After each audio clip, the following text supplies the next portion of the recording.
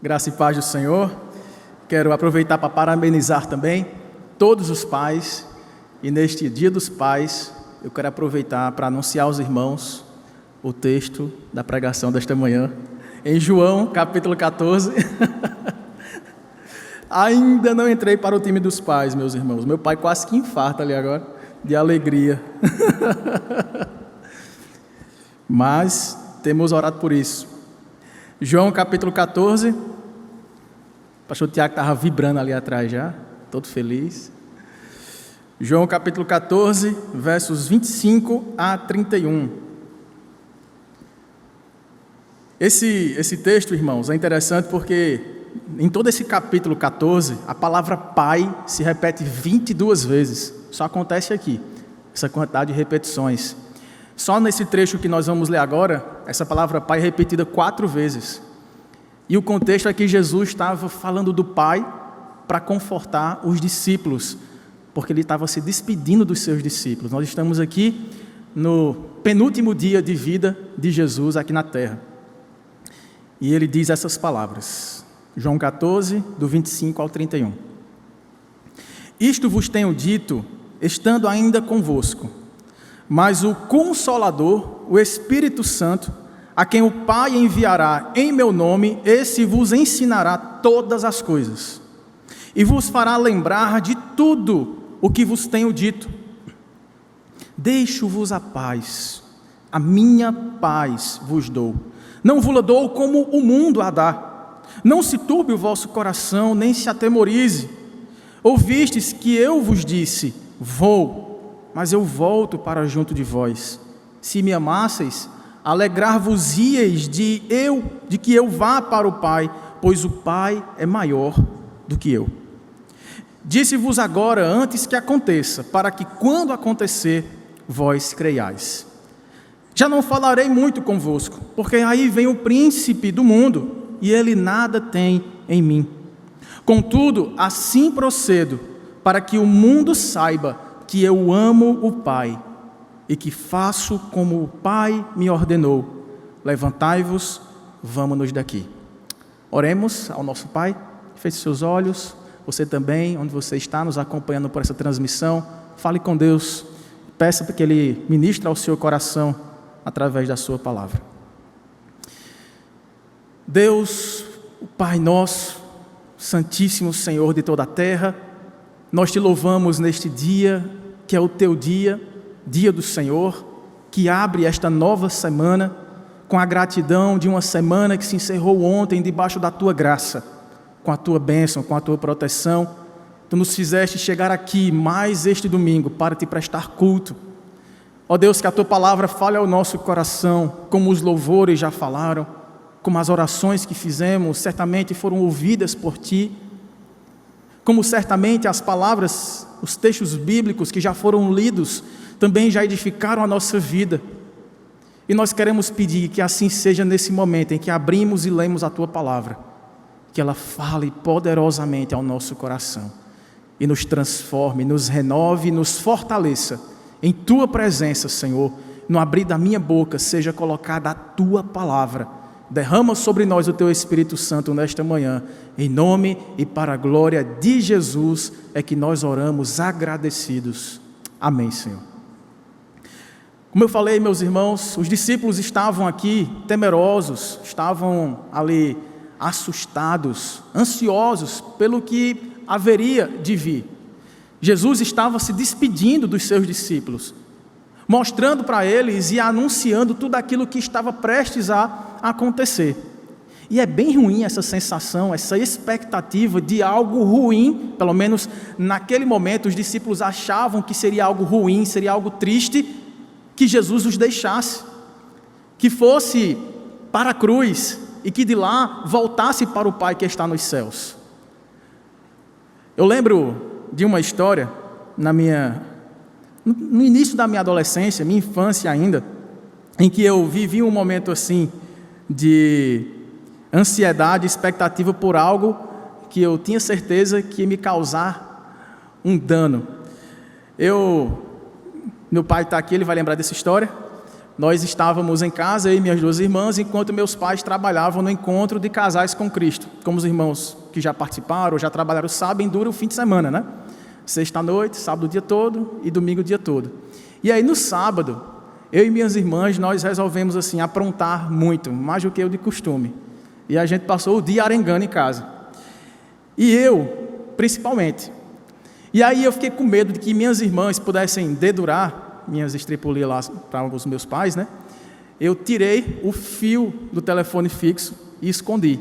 Naquela época, irmãos, eu não sou tão velho assim não, mas naquela época não tinha celular, né? Então, tirei o fio lá do telefone fixo e, quando menos espera, chega o vizinho nos chamando e dizendo que meu pai ligou preocupadíssimo porque estava tentando contato com a gente para saber como é que a gente estava e o telefone só chamava. Ele estava desativado, né? E aí eu já fiquei, né? Eita, o couro vai esquentar agora. Entrei, religuei o fio e fiquei aguardando receber a ligação, né?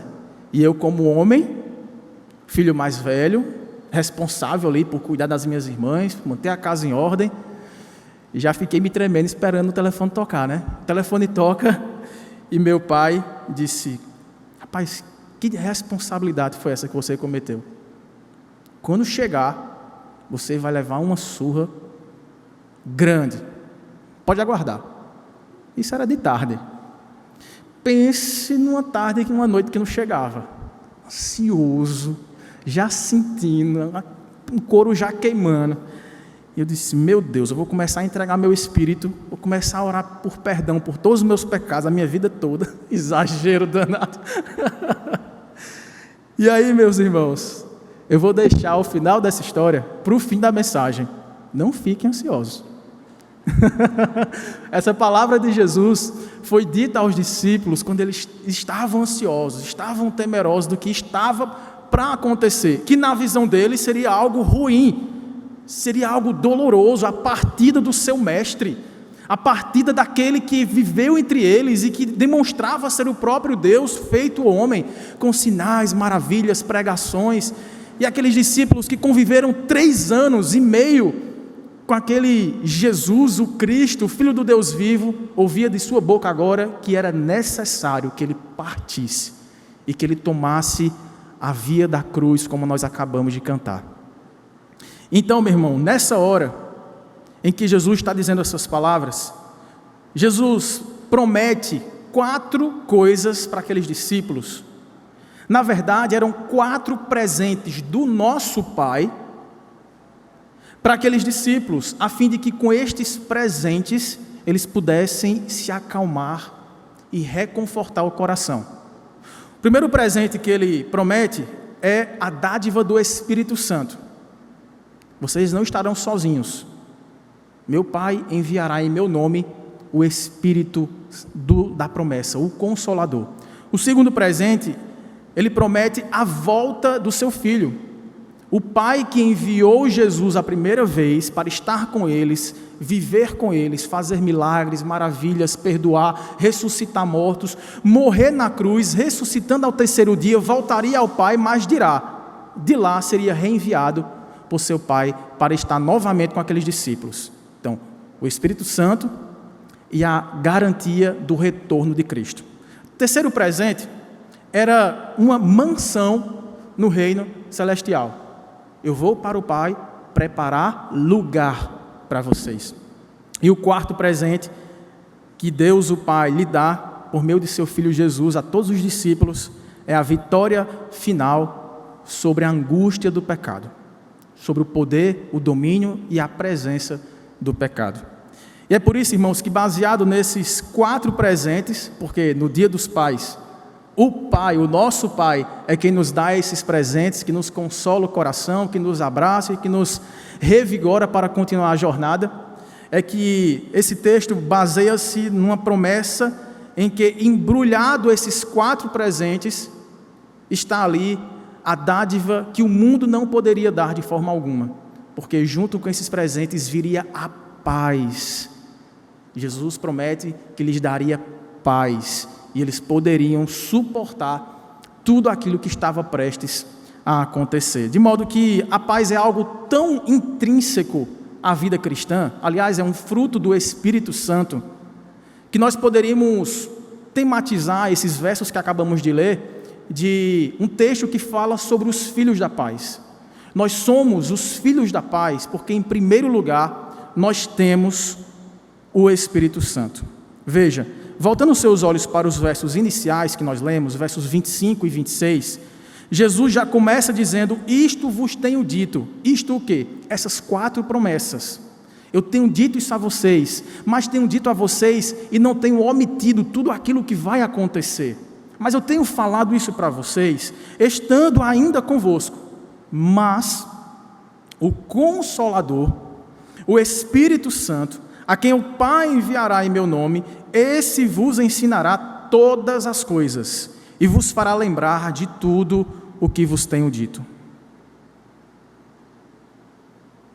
E aqui, irmãos, Jesus está reforçando aquilo que ele já havia dito no início desse discurso, um dos seus últimos discursos. Se você voltar seus olhos aí para os versos 16 e 17, Jesus diz assim: e eu rogarei ao Pai, e Ele, o Pai, vos dará esse presente, vos dará o outro Consolador, a fim de que esteja para sempre convosco, o Espírito da verdade, que o mundo não pode receber, porque não o vê nem o conhece. Vós o conheceis, porque Ele habita convosco e estará em vós.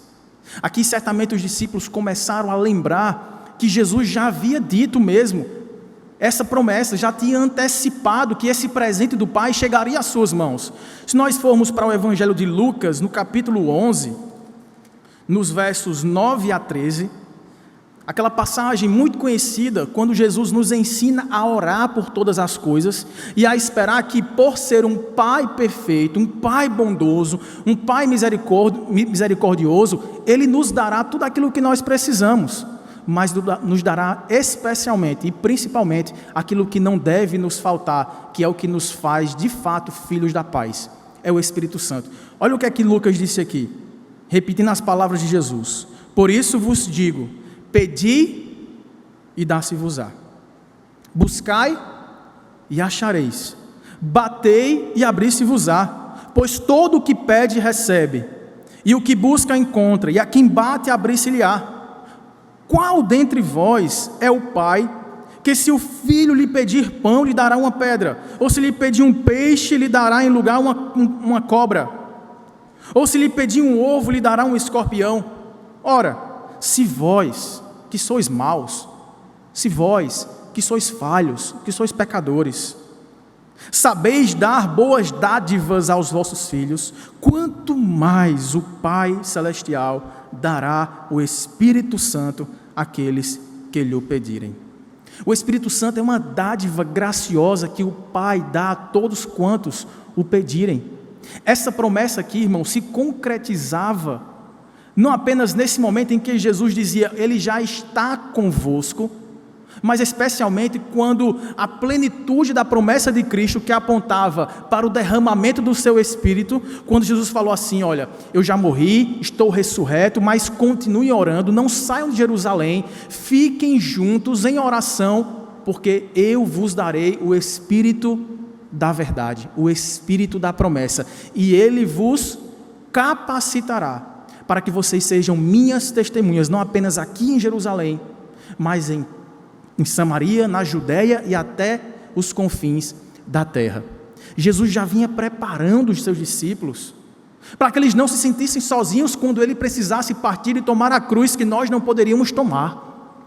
Jesus conviveu ali com aqueles seus amigos, dando a eles todo o provimento, fé, mostrando os milagres, o poder de Deus, abrindo as bênçãos do céu, derramando chuvas copiosas sobre aquela terra de sequidão e pecado. E os discípulos agora estavam diante de uma situação em que eles estavam prestes a perder aquele amigo. Sim, fisicamente Jesus não estaria mais com eles. O ensino de Jesus, tudo aquilo que ele tinha ensinado acerca do reino dos céus, acerca do amor, do perdão, da paz, da oração, da vida no porvir, da vida eterna, tudo aquilo foi ensinado no estado de humilhação de Cristo.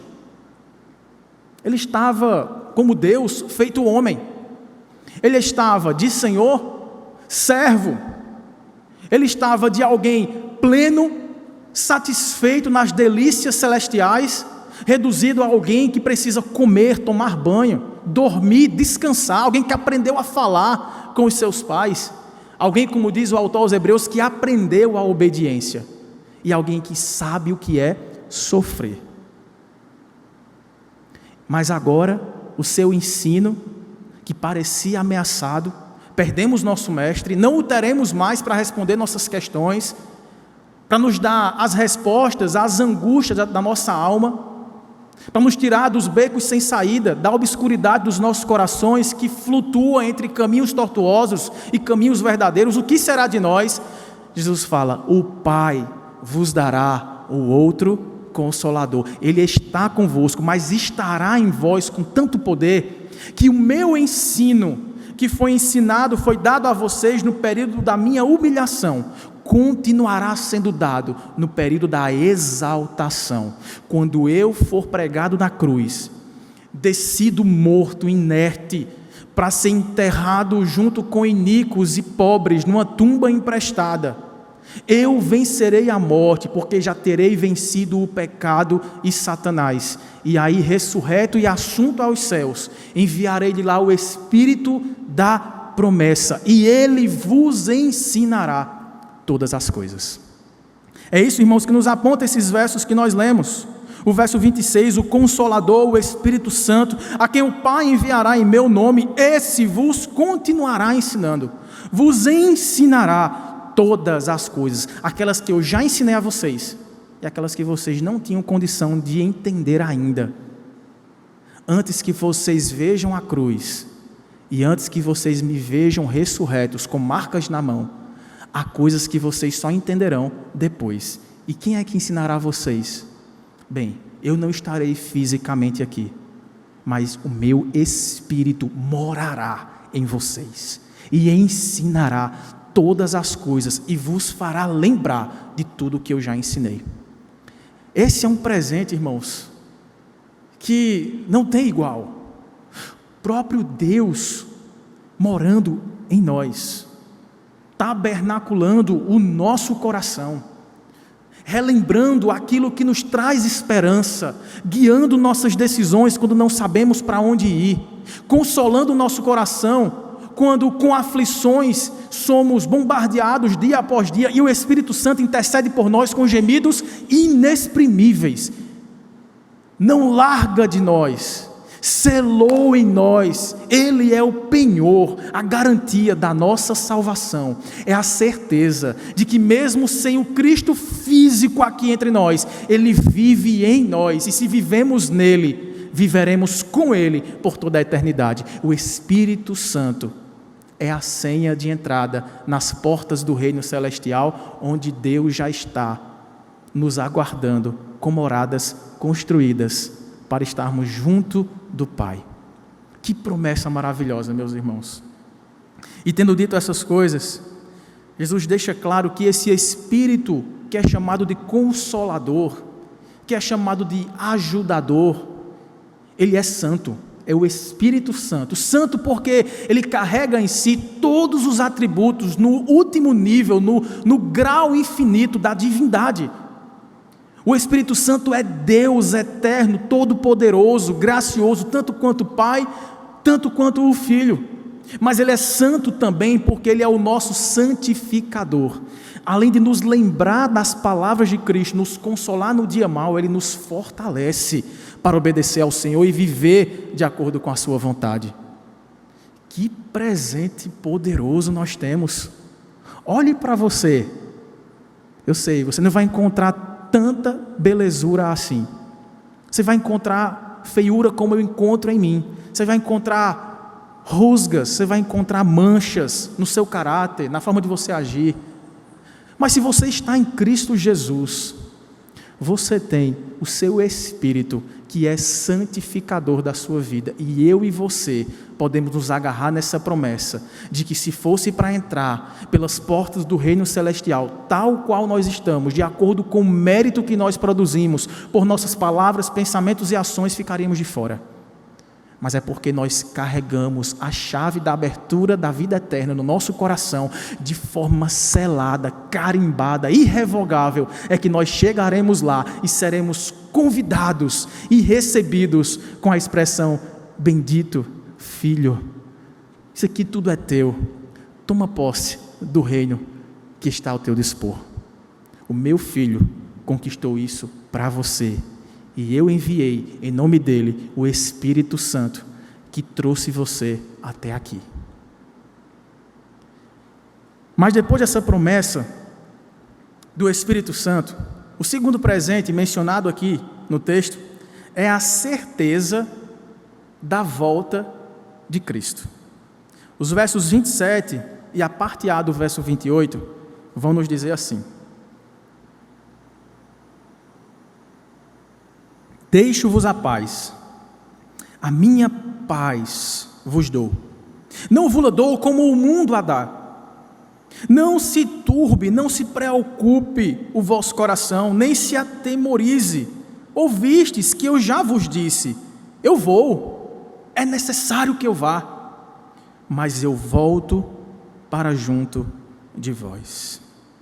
No verso 27, irmãos, quando Jesus promete essa paz, a partir do usufruto dessas dádivas, especialmente do Espírito Santo, que é quem condiciona todas as demais dádivas para que elas cheguem até nós, Ele está garantindo que o usufruto deste tesouro, deste legado, deste presente que o Pai nos dá de forma graciosa, produzirá em nós algo que nós não encontramos aqui, algo que o mundo não pode nos dar: a verdadeira paz. A minha paz vos dou. E aqui eu lembro de Romanos capítulo 5, para nós entendermos que tipo de paz é essa que Jesus promete aqui. Romanos capítulo 5, versos 1 e 2, texto clássico aí acerca da justificação pela graça mediante a fé. Paulo, escrevendo à igreja de Roma, disse assim: justificados, pois, mediante a fé, temos paz com Deus, por meio de nosso Senhor Jesus Cristo, por intermédio de quem obtivemos igualmente acesso, pela fé, a esta graça, na qual estamos firmes e gloriamo-nos na esperança da glória de Deus. A paz que nós recebemos de Cristo é a paz de ter os nossos pecados perdoados, é a paz de termos nossa culpa extirpada da nossa mente, é a paz de estarmos com Deus reconciliados diante da sua presença, um Deus santíssimo, glorioso, todo-poderoso, que conhece quem nós somos de dentro para fora, do avesso, melhor do que nós mesmos, que sabe nossos piores pecados, nossas piores incredulidades e impiedades. Esse Deus que nos conhece de forma completa, olha para cada um de nós não através da nossa própria iniquidade, porque, como disse o salmista Davi no Salmo 103, Deus não nos trata de acordo com os nossos pecados, nem consoante as nossas muitas iniquidades, porque Ele nos trata com misericórdia. E misericórdia é nos tratar não nos dando a punição que nós merecemos pelos nossos pecados, é nos tratar graciosamente, é nos tratar por meio, por intermédio de Cristo, justificando a nossa vida. Nós não somos justos por nós mesmos. Mesmo tendo o Espírito Santo, nós ainda continuamos pecadores. Mas uma vez que fomos selados pelo Espírito da verdade, a verdade nos liberta. E agora, libertos pela verdade que a nós foi revelada, sendo habitados pelo Espírito Santo, Deus, o Pai, olha para os seus filhos, cada um de nós, através do sangue do Cordeiro que se deu na cruz, de maldição e vergonha, de dor e solidão, porque ela pertencia a mim, pertencia a você, meu irmão, minha irmã, mas quem a tomou foi Cristo Jesus, impecável, santíssimo, o próprio Filho de Deus, se fez maldição, se fez deplorável, se fez horrível, para que nós fôssemos purificados, lavados, regenerados e olhados pelo Pai, por um olhar de misericórdia, espelhando o caráter do seu próprio Filho, no nosso caráter que antes era repreensível e repugnante. Que amor é esse? Amor incondicional de um pai que nos ama. E aí, irmãos, quando ele fala dessa paz, no verso 28, na parte A, ele diz: eu deixo com vocês a paz, e vocês precisam lembrar do que eu já disse a vocês. A paz reside no fato de que as minhas promessas serão cumpridas. Eu vou, mas eu vou voltar para junto de vocês. Aqui Jesus reafirma o que ele já tinha dito, irmãos. Por exemplo, no verso 3: e quando eu for e vos preparar lugar, eu voltarei e vos receberei para mim mesmo, para que onde eu estou estejais vós também. Desça seus olhos para o verso 18. Não vos deixarei órfãos, voltarei para vós outros. São palavras de paz, de conforto, de segurança, de companhia e de garantia de que tudo o que ele falou, ele cumpriria. Ele estaria para sempre com os seus discípulos, através do Espírito Santo.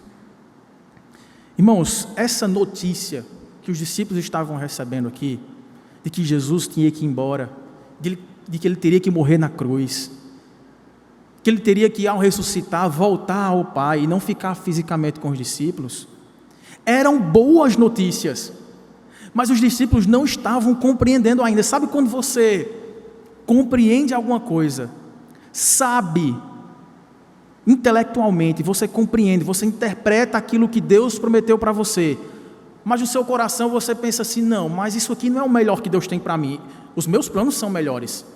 Lembra quando Jesus falou assim: é necessário que eu vá morrer sacrificialmente, sozinho na cruz, e Pedro falou: de jeito nenhum, Senhor, eu não vou deixar o Senhor morrer não, morro eu no seu lugar, eu mato quem vier, mas o Senhor mesmo eu não vou deixar morrer. Qual foi a resposta de Jesus? Arreda Satanás. Eita, pegou pesado, né? Xingou Pedro de Satanás? Não, repreendeu o próprio Satanás, que soprava ali planos diferentes daquele que na eternidade foram decretados por Deus como plano da nossa salvação. E soprando ao ouvido de Pedro, Pedro comprou essa historinha romântica de que não, Senhor, o Senhor viverá para sempre, o Senhor não morrerá na cruz.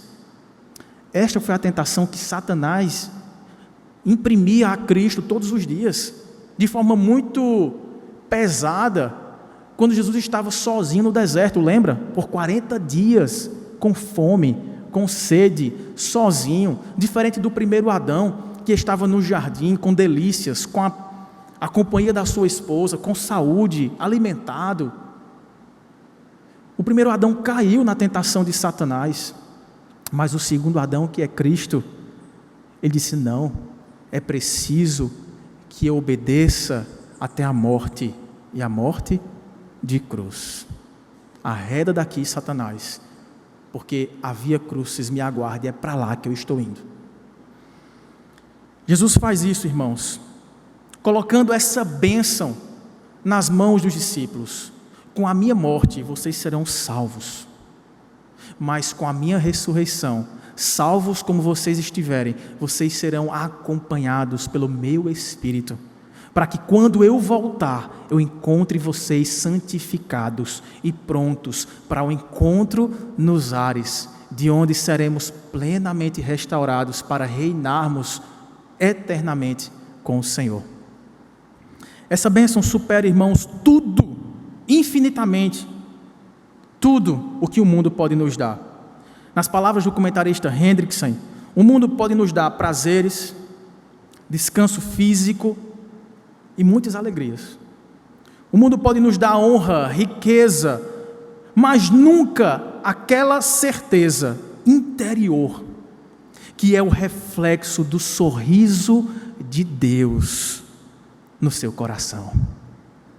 Nada pode nos dar a paz de fechar nossos olhos e, apesar de nós, imaginarmos o sorriso do Pai no nosso coração. Você é meu. Você é meu. Eu cuido de você.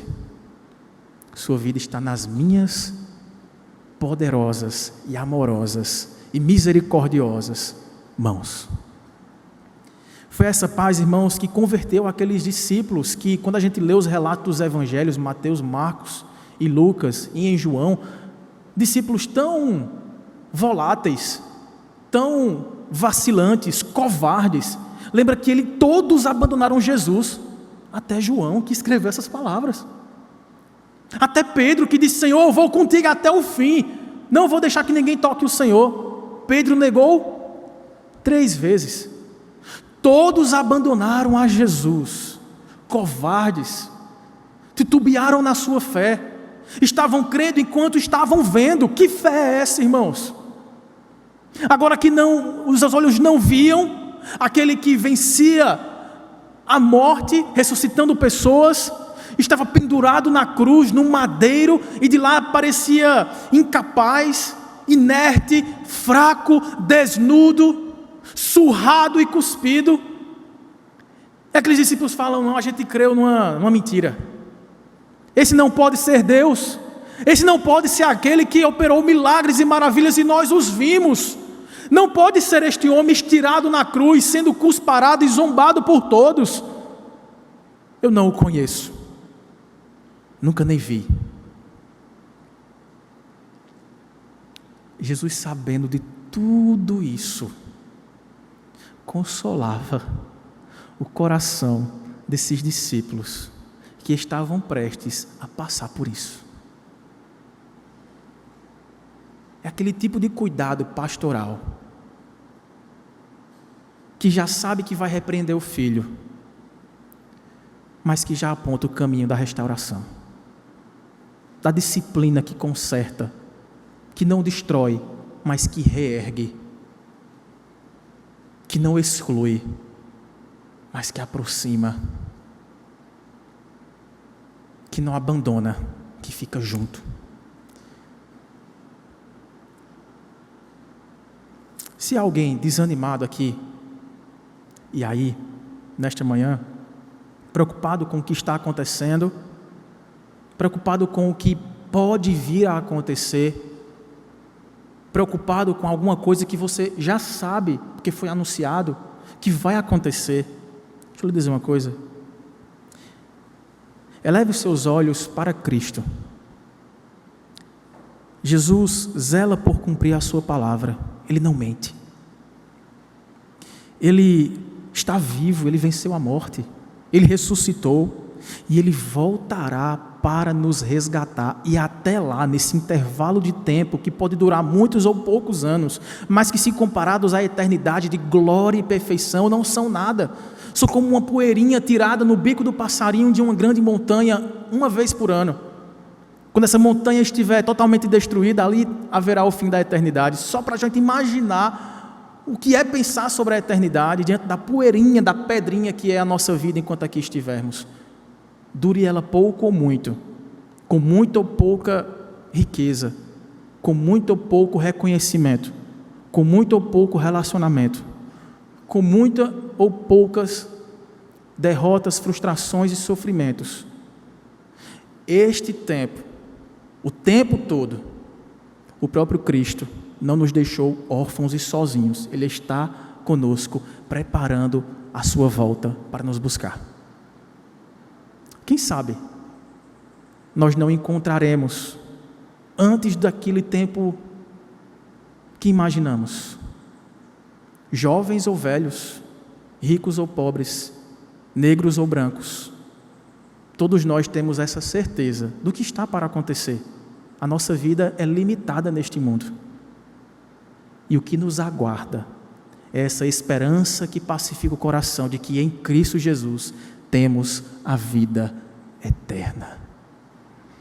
O terceiro presente que Ele nos traz, na parte B do verso 28 e também no verso 29, é de que temos uma morada junto ao Pai. Diz assim o texto: se me amasseis, alegrar-vos-íeis de que eu vá para o Pai, pois o Pai é maior do que eu.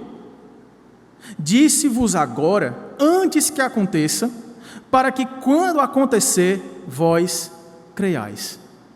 Essa parte B do verso 28, se me amasseis, alegrar-vos-ias de que eu vá para o Pai, pois o Pai é maior do que eu. A ideia aqui, irmãos, é que os discípulos precisavam compreender e se alegrar com o programa da salvação. Cristo precisava partir para a cruz, ressuscitar e voltar para estar com o Pai, a fim de que eles fossem salvos. Essas eram as boas novas que Jesus passou o seu ministério inteiro anunciando para eles. E quando Jesus fala que o Pai é maior do que ele não está dizendo que ele não é Deus como o Pai é Deus.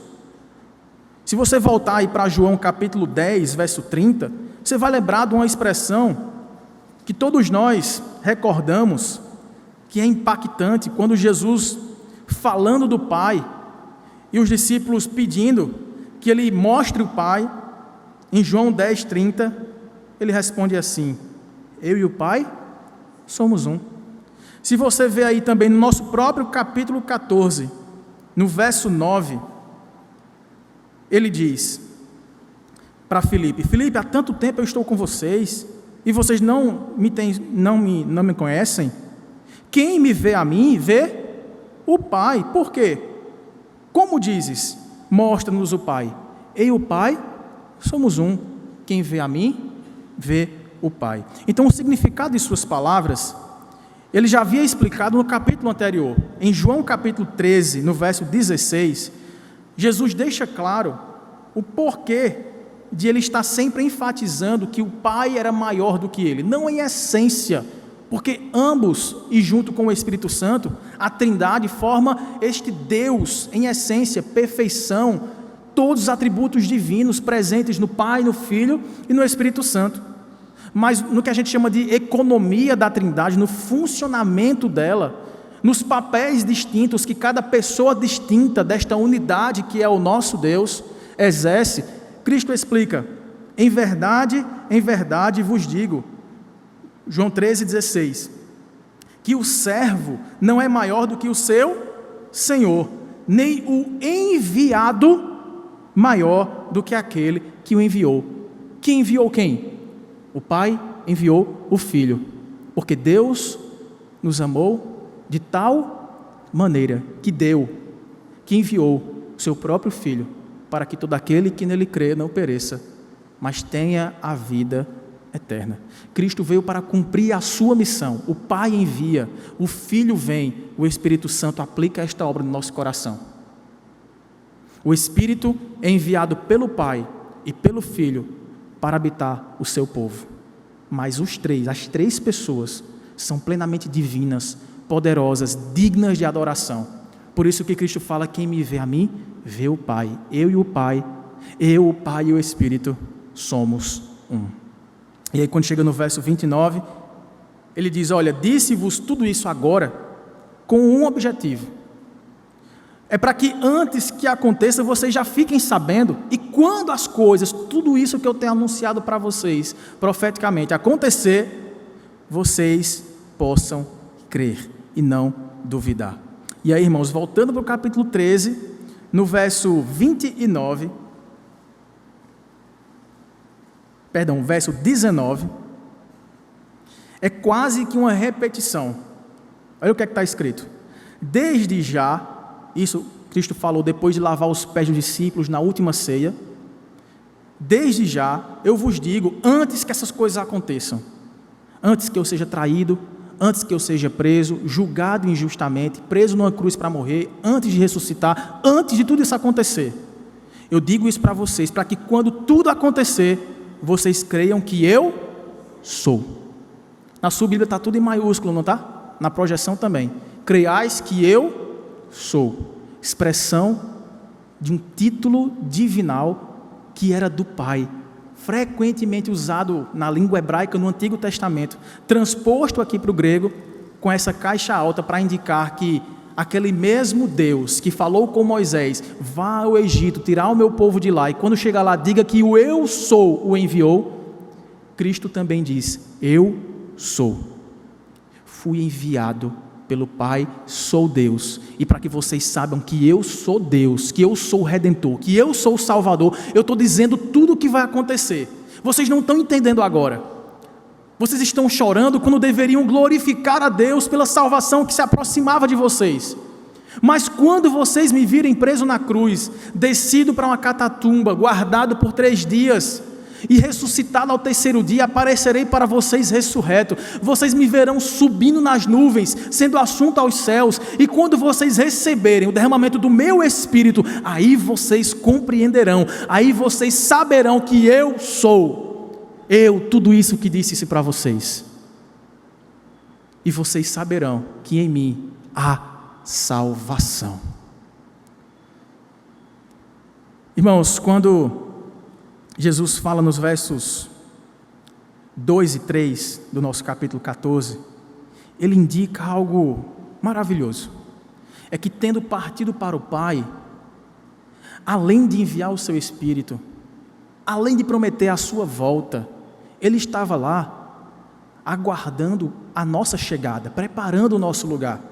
Na casa de meu Pai há muitas moradas. Se assim não fora, eu vos teria dito, pois vou preparar-vos lugar. E quando eu for e vos preparar lugar, voltarei e vos receberei para mim mesmo, para que onde eu estou, estejais vós também. Louvado seja o nome do Senhor. Está preparando a nossa morada. Os herdeiros dessa morada celeste são aqueles que têm relacionamento com Cristo, que creem nele e, portanto, receberam o seu Espírito. E por causa desse relacionamento com o Espírito Santo que habita o nosso coração, é que nós podemos orar ao Pai, sabendo do seu amor por nós. Se nós avançarmos para Romanos capítulo 8, uma expressão que até deu origem a uma música que nós cantamos, Romanos 8, de 14 a 16, veja o que é que Paulo diz sobre esse assunto. Romanos 8, no verso 14, diz assim: pois todos os que são guiados pelo Espírito de Deus são filhos de Deus. Porque não recebestes o espírito de escravidão para viverdes outra vez atemorizados, ansiosos, preocupados, desesperados, mas recebestes o espírito de adoção, baseados no qual clamamos: Abba, Pai, Paizinho, meu Pai. O próprio Espírito testifica com o nosso espírito que somos filhos de Deus. Vamos ler o verso 17 juntos? Ora, se somos filhos, somos também herdeiros, herdeiros de Deus e co-herdeiros com Cristo.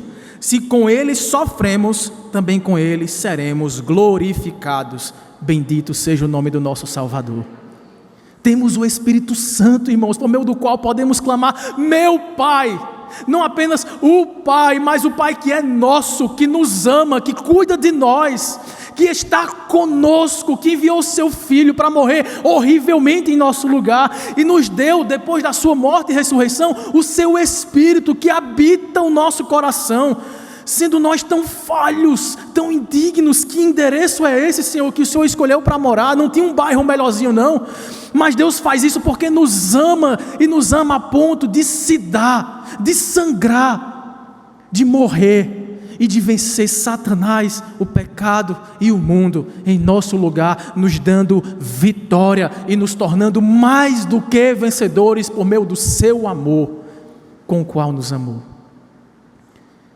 Que amor maravilhoso de Pai, que sacrifício glorioso que o Filho, demonstrando amor pelo Pai, ama aqueles a quem o Pai elegeu desde antes da fundação do mundo. Que amor é este que o Espírito Santo, estando nas regiões celestes, desce para habitar essa carne fraca, essa carne suja, essa carne instável, mal cheirosa, pecaminosa, e Ele vem para habitar e fazer essa reforma, essa limpeza, nos adotando e clamando em nosso favor, intercedendo por nós e preparando a nossa vida para darmos a verdadeira vida que Deus tem preparado para todos quantos nele esperam. Louvado seja o nome desse Deus de amor, deste Pai maravilhoso, deste Filho magnífico, deste Espírito Santíssimo. Mas ele não para por aí.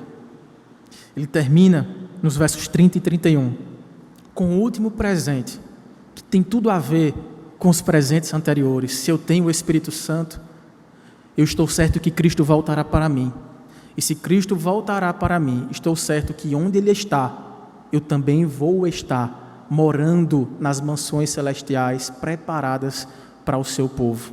E por causa disso tudo, o quarto presente é: eu tenho vitória final sobre aquilo que mais me atemoriza, o pecado. Já não falarei muito com vocês, porque é chegada a minha hora. Aí vem o príncipe do mundo. Ele não tem nada em mim. Contudo, assim eu procedo, para que o mundo saiba que eu amo o Pai e que faço como o Pai me ordenou. Levantai-vos, vamos-nos daqui. Essa expressão, aí vem o príncipe do mundo, diz respeito ao inimigo de Cristo, o inimigo da igreja, o inimigo da nossa alma, Satanás. Em João, no capítulo 12, verso 31, Jesus deixa claro que ele é Satanás, é o príncipe deste mundo de pecado, este mundo caído. Jesus estava consciente, irmãos, que naquele instante, volte a sua imaginação para essa época aqui, a última noite de Jesus. É como se Jesus já pudesse ver, e ele via mesmo. É como se ele pudesse ouvir, e parece que ele ouvia mesmo, sendo Deus onipresente, onisciente, onipotente, os passos daquele que ele chamava de amigo, indo entregá-lo às autoridades do Sinédrio. Parece que ele ouvia as armaduras dos soldados romanos que se levantavam para partir para prendê-lo. Parece que ele ouvia o movimento das legiões demoníacas, tentando o coração de Judas, influenciando e inspirando diabolicamente o coração daqueles soldados romanos e daqueles chefes das sinagogas, do Sinédrio, das autoridades religiosas de Israel. Parece que Jesus sabia e sentia o cheiro da morte se aproximar diante dele, e ele sabia que o príncipe deste mundo estava trazendo suas tropas para pegá-lo. Mas nessa hora, em que talvez qualquer um de nós disséssemos essa expressão: levantai-vos, vamos-nos daqui, para fugir, vamos nos esconder. Os meus algozes se aproximam, aqueles que me perseguem vêm para me matar, vêm para me julgar, vêm para me prender como se criminoso eu fosse. Vamos nos esconder e arrumar um meio, um esquema para nos defender. Vamos chamar os melhores advogados. É o tempo que a gente se prepara para que quando vem a acusação eu tenha uma defesa justa. Mas estranhamente, aqueles discípulos que parecem não entenderem o que estava acontecendo, Jesus se levanta não para fugir, mas para ir ao encontro deles, para bater de frente com eles, mas não para resistir àquela prisão.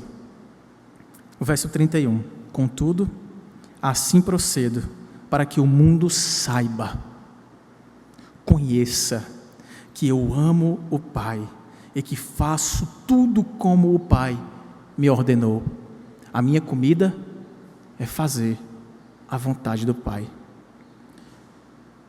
Se você olhar os versos, João capítulo 10, verso 10, alguns versos desse capítulo que é tão conhecido, quando Cristo faz o contraste entre o que é ser o bom pastor e o que é ser o mercenário, o que é ser o pastor das ovelhas e o que é ser o lobo enganador das ovelhas. Olha as palavras que Jesus trouxe para os seus discípulos: o ladrão vem somente para roubar, matar e destruir.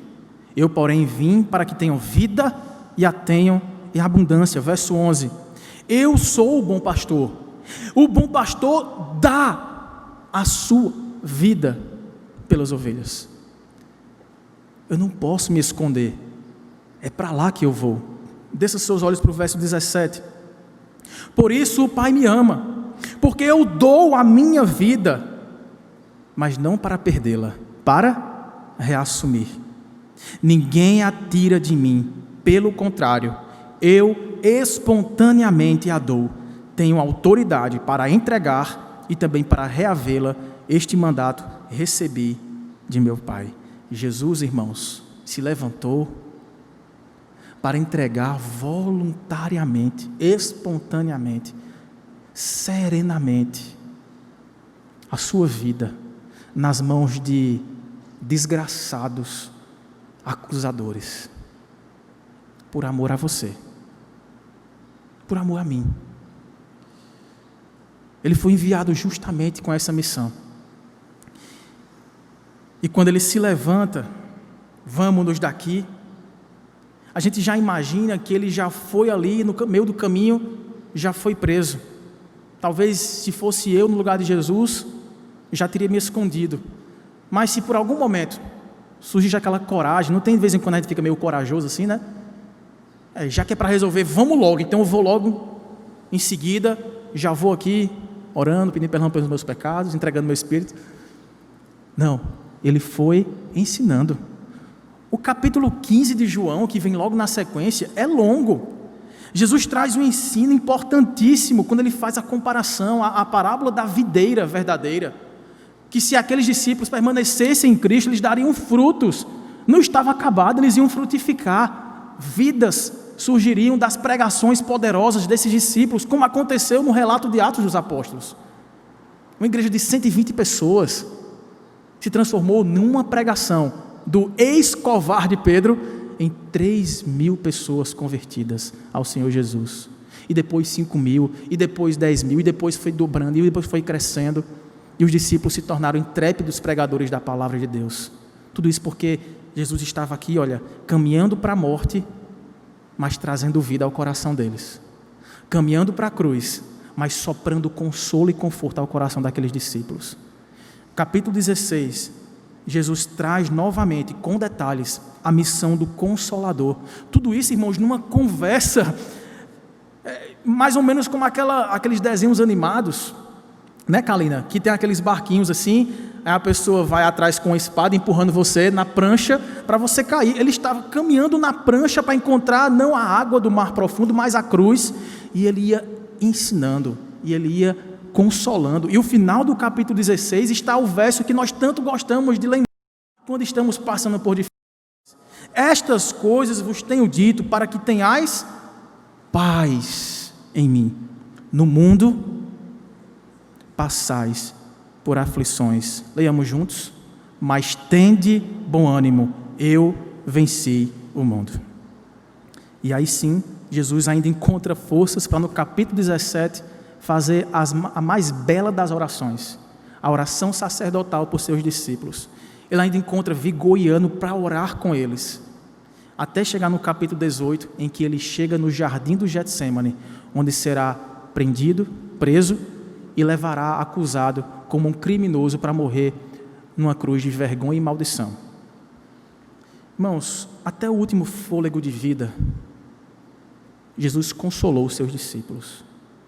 Consolou até João, quando estava pregado na cruz, sem conseguir nem respirar, ele encontrou forças para consolar João, para salvar o ladrão, e para dizer: Pai, eles não sabem o que estão fazendo, perdoa-lhes. O tempo todo Jesus demonstrou todo o seu amor ao seu Pai, amando os seus discípulos sacrificialmente, cumprindo a missão de salvá-los. Ele lhes dá a vitória final sobre o pecado e a vida eterna. Irmãos, todo esse sofrimento só foi suportado porque, como diz o autor aos Hebreus, no capítulo 12, e é também lá que eu queria que você abrisse e marcasse esse texto na sua Bíblia. Hebreus capítulo 12. Quando você estiver passando por uma grande aflição, e você pensar assim: em que eu devo pensar? Em que eu devo me apegar? Eu só consigo pensar nas coisas ruins, naquilo que me angustia. Faça o exercício que Cristo fez nesse momento. Hebreus 12, 1 e 2, esse texto diz assim: portanto, também nós, visto que temos a rodear-nos de tão grande nuvem de testemunhas, desembaraçando-nos de todo o peso e do pecado que tenazmente nos assedia, corramos com perseverança a carreira que nos está proposta, olhando firmemente para o autor e consumador da fé, Jesus, olha agora, o qual, em troca da alegria que lhe estava proposta, suportou a cruz, não fazendo caso da vergonha, da ignomínia, e está hoje assentado à destra do trono de Deus. Em outras palavras, sabe por que Cristo suportou essa via crucis? Sabe por que ele não foi fugir, mas correu ao encontro da plenitude, o fechamento, a consumação da sua missão, que era sacrificial e dolorosa, o abandono completo do Pai, não apenas as feridas que dilaceravam o seu corpo, mas a angústia calcitrante de estar ali sendo visto pelo Pai com ira consumada contra todo o pecado, a ponto de dizer: Senhor, Deus meu, por que me desamparaste? Sabe o que é que segurou Jesus o tempo todo? Esse exercício, em troca da alegria que lhe estava proposta, ele suportou a cruz. A sua cruz pode pesar hoje, meu irmão, algo que você diz assim: eu não consigo mais carregar nem um dia sequer. Ela está me arrebentando, está pesada, eu não consigo conviver com esta dificuldade, não há mais saída, não tenho esperança, eu já tentei de tudo, essa cruz não é de madeira, é de chumbo, eu não consigo, eu vou largar, eu vou desistir, eu vou voltar atrás. Troque tudo isso, não desista, lembrando daquilo que está proposto no além cruz, a glória. Em troca da alegria que lhe estava proposta, Jesus suportou a cruz.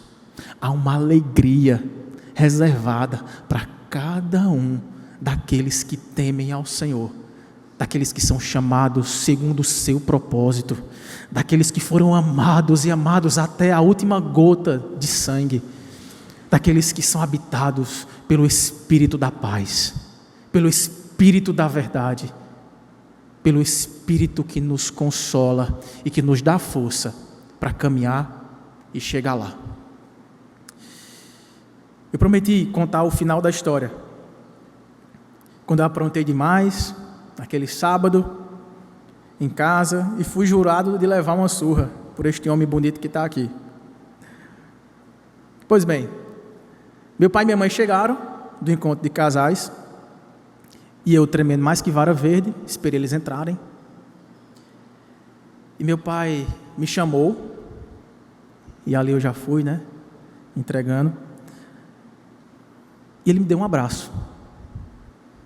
E eu, quando já fechava os olhos para esperar receber a surra que eu merecia, ele me abraçava. E eu, sem entender o que estava acontecendo, além do abraço e das suas frases de eu perdoo você, meu filho, ele me pedia perdão pela raiva que ele tinha sentido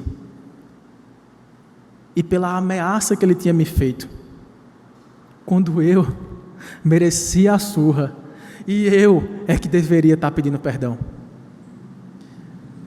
Sabe, irmãos, naquela hora, uma mistura de sentimentos, e eu posso citar pelo menos 3, acompanhados da surpresa,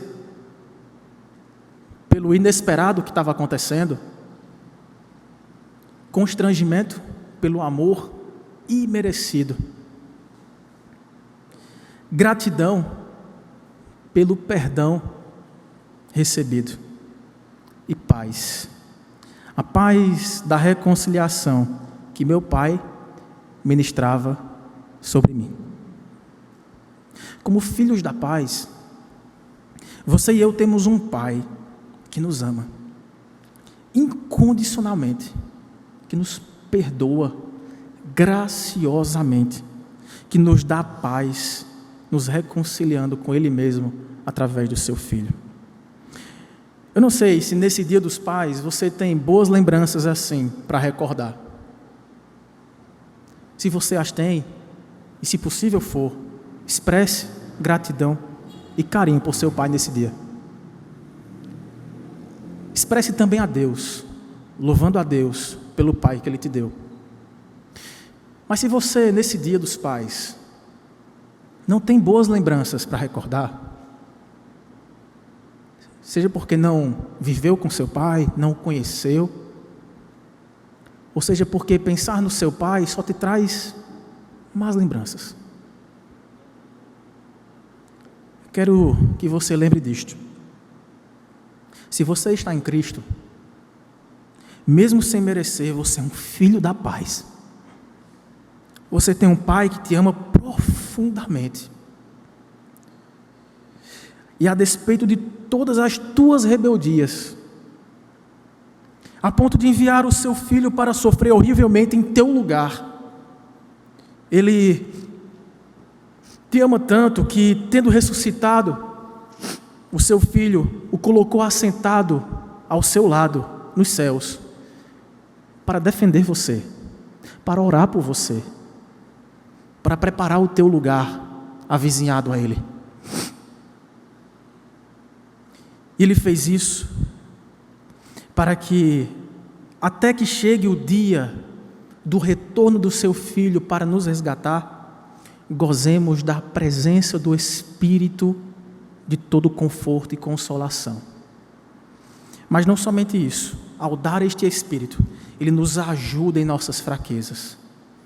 A gente não sabe nem orar como convém, mas Ele intercede por nós e nos capacita a viver segundo essas promessas gloriosas, desembrulhando esses presentes que nos dão vigor na jornada diária. Mas não para por aí. Ele também garantiu que enviará o seu Filho novamente para nos resgatar, para te ressuscitar, quando o teu corpo, passando o tempo da sua jornada aqui na terra, voltar ao pó, ele será refeito e você será glorificado, como o seu Filho o é, e te colocar para reinar no mundo de perfeição, numa eternidade de deleite. Com um pai assim, irmãos, nós temos o melhor dos pais. Nós temos o supremo Pai, que neste dia dos pais faz questão de nos lembrar, de usufruir de todos os presentes que Ele já nos deu. Presentes eternos que o mundo não pode te dar, e que chegaram em nossas mãos com um cartãozinho, escrito com tinta escarlate vermelha, como que manchada de sangue, dizendo assim: deixo-vos a paz, meu filhinho, a minha paz vos dou, não vos-la dou como a dá o mundo, não se turbe o vosso coração, nem se atemorize. A letra é de Jesus. Ó Deus, nosso Pai, louvado seja o Teu nome, Senhor. Ó Pai, o que te daremos em troca de tudo isso? Nessa hora a gente até esconde os presentes que tínhamos reservados para o Senhor, porque os Teus presentes nos constrangeram. Tal é o valor deles, comparado àquilo que nós somos e temos para te oferecer.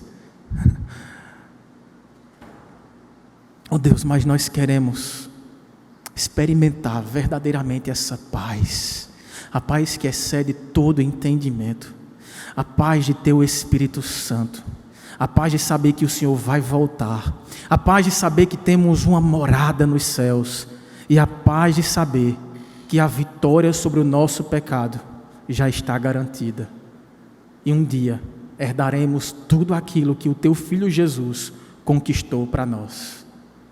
Obrigado, Paizinho, por Teu amor incondicional, por Tua graça e misericórdia. Em nome do Teu Filho nós oramos e agradecemos. Amém, Senhor.